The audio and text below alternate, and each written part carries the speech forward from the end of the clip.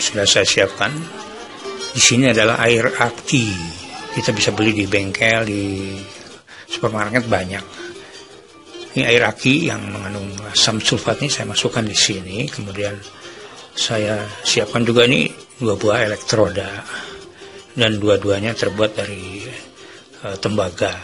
Ini saya temukan dari bekas kabel yang sudah dibuang, lalu kita buka. Sebagai katoda dan anoda boleh terbalik. Kemudian saya hubungkan dengan arus listrik yang besarnya 2 ampere.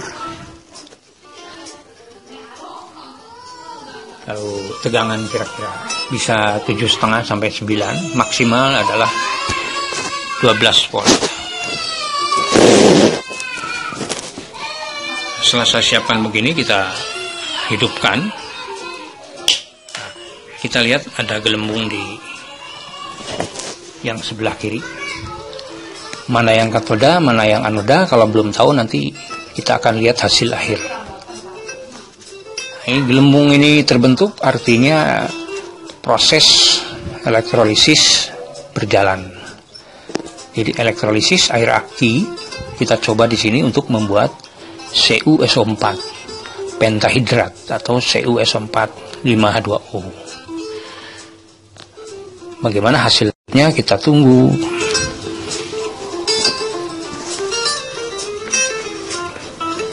Nah, ini adalah gambar molekulnya, bagaimana CuSO4 pentahidrat.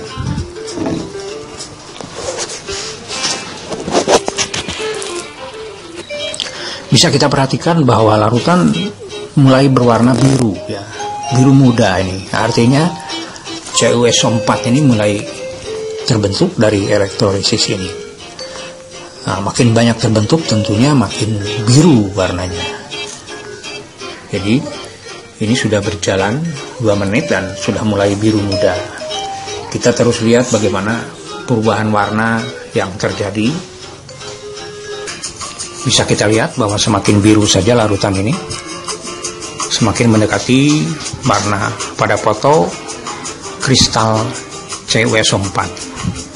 Masih terus membentuk gelembung, kita lihat, dan warna lautan semakin biru. Inilah salah satu cara pembuatan kuper sulfat, yaitu dengan cara elektrolisis. Masih ada 2 cara lain dengan cara reaksi biasa. Sambil santai, sambil online, kita bisa sambil praktikum, juga bisa sambil wirid, karena kita harus mengingat terus kepada Allah. Kita bisa melakukan praktikum. Jadi tidak harus di live, santai saja. Di depan komputer juga bisa seperti ini. Nah, ini makin biru saja, artinya CuSO4 sudah semakin banyak. Kita perhatikan betapa Allah Maha Besar yang menciptakan zat-zat seperti ini hingga terjadi perubahan warna. Nah, ini harus diajarkan pada siswa bagaimana kebesaran Allah yang bisa menciptakan zat seperti ini. Maha cerdas. Jadi mudah-mudahan dengan melihat kebesaran Allah seperti ini, maka akhlak siswa bisa kita ajarkan. Kita bisa melihat bahwa yang sebelah kiri ini ukurannya semakin besar, dan di sebelah kanan ini semakin kecil. Jadi ada satu pihak, elektroda yang melarut dan pada elektroda lain dia mengendap. Dua-duanya adalah tembaga. Nah, ini agak besar nih ukurannya, bisa kita lihat. Asalnya kan sebesar kawat. Ini kalau di dalamnya ini bisa lebih kecil, bisa kelihatan. Nah, ini warna biru sudah semakin biru. Dengan tegangan yang lebih besar sampai 12 watt, maka waktu bisa dipercepat.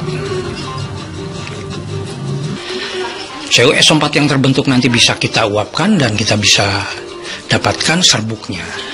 Nah, sampai tahap ini kita bisa menguji dengan NaOH. Ini saya sudah siapkan larutan NaOH. Ya, kalau larutan CuS4 ini kita masukkan ke dalam larutan NaOH yang ada di depan ini bagaimana? Ini kita bisa menguji. Kita bisa lihat. Ternyata ada biru, warna biru. Artinya sudah terbentuk CuS4 ini bereaksi dengan NaOH membentuk CuOH 2 kali. Bisa kita lihat sebelah kiri makin besar saja ini. Bahkan sudah sebagian mengendap. Nah, ini apa yang terjadi? Nah, nanti siswa bisa menyimpulkan bagaimana proses ini terjadi. Sekali lagi kita uji dengan NaOH. Biru makin tua. Bisa dilihat bahwa CuOH terbentuk di sini.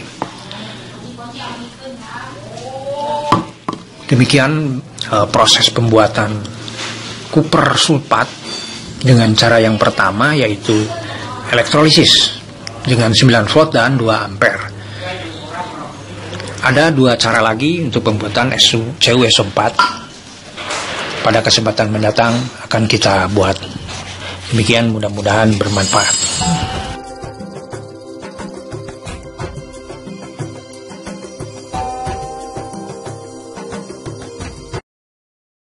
Bismillahirrahmanirrahim. Kali ini saya siapkan botol yang saya beli ini. Ini botol ini saja cukup. Beli banyak di Borma, di toko-toko buku juga ada. Ini botol kosong. Kemudian saya buat ini dengan paku atau mur ya. Untuk elektroda ya. Kita buat seperti ini saja. Kemudian air ini kita masukkan. Lalu kita tambahkan soda kue. Bisa juga dengan garam dapur, tapi kalau garam dapur itu menghasilkan gas klorin. Jadi ya, cukup berbahaya gasnya. Tetapi kalau soda kue hanya menghasilkan gas oksigen, kemudian ada gas karbon dioksida. Jadi ini lebih aman. Kita sudah masukkan tadi soda kue.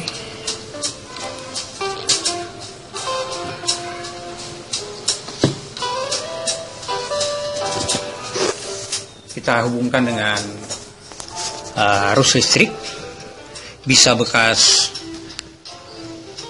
atau trafo atau apapun, batu baterai kira-kira 9 volt dengan arus sebesar 2 ampere cukup untuk membuat reaksi ini terjadi dan akan menghasilkan iron oxide.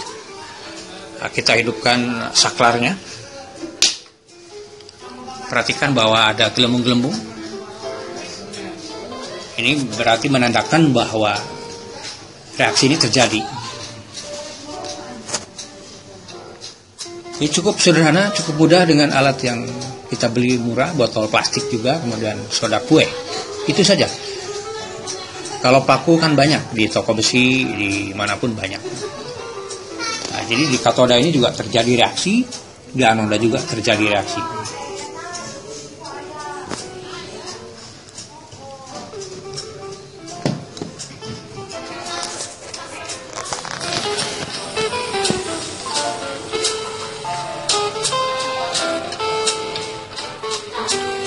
Berapa lamanya waktu yang terjadi untuk membentuk ferrioksida atau iron oksida tergantung dari kuat arus listrik, tegangan, juga kepekatan dari larutan ini.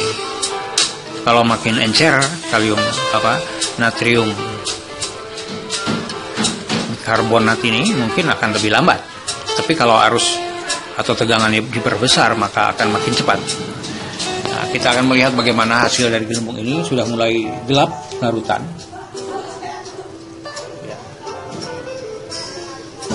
Pastikan bahwa gelembung-gelembung ini terjadi katoda ataupun anoda. setelah 3 menit ada perubahan seperti ini. Artinya pembentukan iron oxide mulai bertambah banyak. Ya, semakin lama semakin banyak pengendapan terbentuk. Mulai terbentuk iron oxide yang semakin banyak. Bisa dilihat bagaimana hasilnya sudah mulai banyak Fe2O3 nih. Karena waktu sudah tidak cukup, mungkin lebih lama. Jadi kalau ini sudah banyak, tinggal kita saring saja. Setelah kita saring, kita panaskan, nanti ada kristal atau serbuk-serbuk Fe2O3 akan bisa kita dapatkan.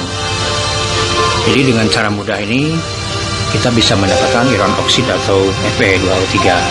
Demikian, mudah-mudahan bermanfaat.